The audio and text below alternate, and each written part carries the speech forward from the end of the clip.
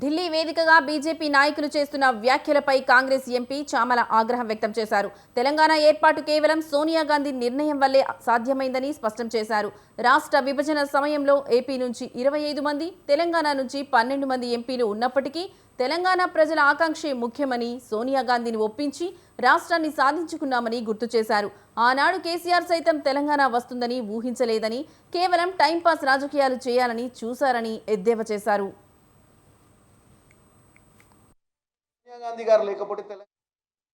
గడిచిన 10 ఏళ్ల పాటు కేసీఆర్ రాష్ట్రాన్ని దోచుకుంటుంటే కేంద్ర మంత్రిగా ఉన్న కిషన్ రెడ్డి ఏం చేశారని కాంగ్రెస్ ఎంపీ చామల ప్రశ్నించారు. తెలంగాణకు కేంద్రం నుండి కిషన్ రెడ్డి ఎన్ని నిధులు తెచ్చారో శ్వేతపత్రం విడుదల చేయాలని డిమాండ్ చేశారు. రాష్ట్రంలో కేవలం 38% ధాన్యం మాత్రమే ఎందుకు కొనుగోలు చేశారని, మిగతా పంటను కొనేందుకు కేంద్రం వద్ద ఉన్న అభ్యంతరం ఏంటని ప్రశ్నించారు.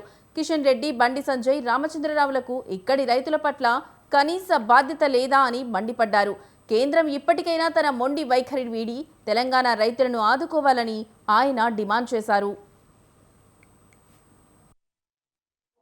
33 మంది ఎంపీలు తెలంగాణ ఆంధ్రప్రదేశ్ నుంచి ఉంటే కాంగ్రెస్ పార్టీలో 12 మంది లోక్సభలో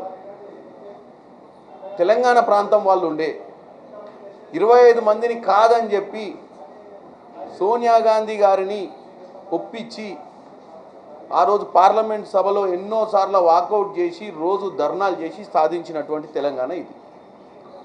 అసలు సోనియా గాంధీ గారు లేకపోతే తెలంగాణ వచ్చేదే కాదు. ఎందుకంటే ఈవెన్ కేసీఆర్ కూడా కమిషన్లు, కలెక్షన్లు, బై ఎలక్షన్లతోటి టైంపాస్ చేయాలనుకునే తప్ప ఏ రోజు కూడా తెలంగాణ వస్తుంది అనుకోలేదు, ఇస్తారనుకోలేదు. ఎప్పుడు ఉద్యమాలు చేసుకుంటే అట్లనే టైంపాస్ చేద్దాం అనుకున్నటువంటి వ్యక్తి కేసీఆర్.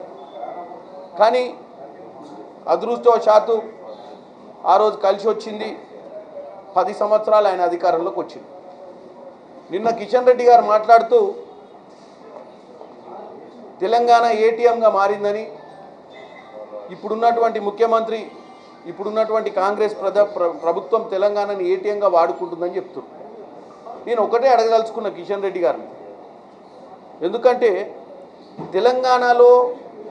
తెలంగాణ వచ్చిన తర్వాత 2014 నుంచి అధికారంలో మీరున్నారు, మీరు క్యాబినెట్ మంత్రిగా కూడా ఉన్నారు.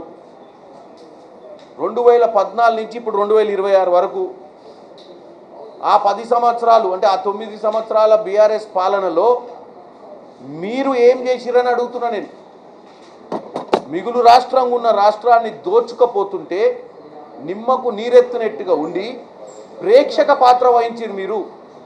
కిషన్ రెడ్డి గారు, మీరు ఈరోజు రాష్ట్రంలో మీరు ఒక అధ్యక్షుడు కూడా ఉన్నారు, బీజేపీకి స్టూడెంట్ రాజకీయాల నుంచి ఉన్నారు.